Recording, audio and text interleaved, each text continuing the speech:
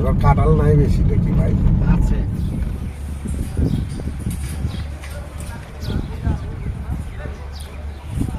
ফার্মে আমরা একসাথে আসলাম আজকে।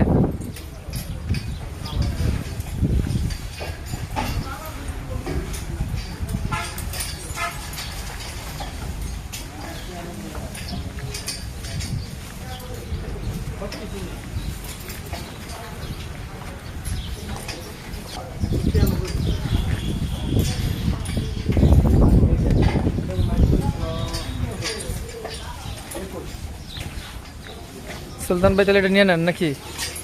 আর নেবো, চয়েস করি আগে যেটা ভালো ওটা নেবো। কারণ গরু নেবেন না মহিষ নেবেন? না, যেটা ভালো লাগবে এটাই নেবো।